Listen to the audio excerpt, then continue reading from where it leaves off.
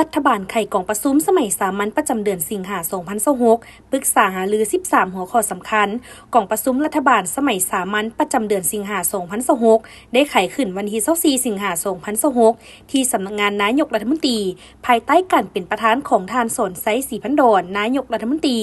มีบรรดาทานรองนายกรัฐมนตรีสมาชิกรัฐบาลและผู้ต่างหน้าจากพรรคส่วนเกี่ยวข้องเข้าร่วมแบบซึ่งหน้าประธานรองประธานผู้ต่างหน้าคณะกรรมการปกครองนครหลวงจันทร์และบรรดาแขวงเข้าร่วมผ่านระบบกล่องประชุมทางไกลเพื่อรับฟังและประกอบความเห็นต่อการรายงานสภาพพ้นเด่นประจำเดือนสิงหาและทิศทางแผนเวียกจุดสุ่มประจำเดือนกันยายน 2026 กล่องประชุมจะได้พร้อมกันค้นคว้าปรึกษาหารือและประกอบความเห็นและพิจารณาต่อบรรดาหัวข้อสำคัญคือ 1. รายงานสภาพพ้นเด่นและเวียกงานจุดสุ่มฮีบด่วนจำนวนหนึ่งคือการปฏิบัติเวียกจุดสุ่มพ้นเด่นประจำเดือนสิงหาและทิศทางแผนการประจำเดือนกันยายน 2026 ของรัฐบาลสภาพการคุ้มครองราคาสินค้าและการแก้ไขปัญหาน้ำมันเสื้อไฟสภาพภัยพิบัติที่เกิดขึ้นในปี 2026 และแผนการเกี่ยมความพร้อมรับมือในท้ายปี 2026 2. ห่างดำรัดว่าด้วยมาตรฐานพ้นทุกข์และมาตรฐานพัฒนาฉบับปรับปรุง 3. ห่างกฎหมายว่าด้วยรัฐบาลฉบับปรับปรุง 4. ห่างกฎหมายว่าด้วยจัดซื้อจัดจ้างด้วยทุนของรัฐฉบับปรับปรุง 5. ห่างกฎหมายว่าด้วยการควบคุมเครื่องดื่มที่มีทัดเหล้าฉบับปรับปรุง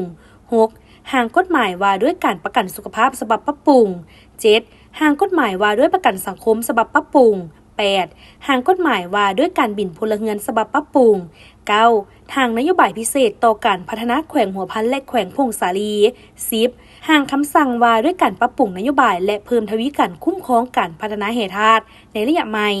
11. ห่างกฎหมายว่าด้วยการต้านและสกัดกั้นอาชญากรรมทางไซเบอร์ฉบับปรับปรุง 12. ห่างกฎหมายว่าด้วยกำลังป้องกันความสงบประชาชนลาวฉบับปรับปรุง 13. ห่างดำรัดว่าด้วยตำแหน่งบริหารของพนักงานราชการฉบับปรับปรุง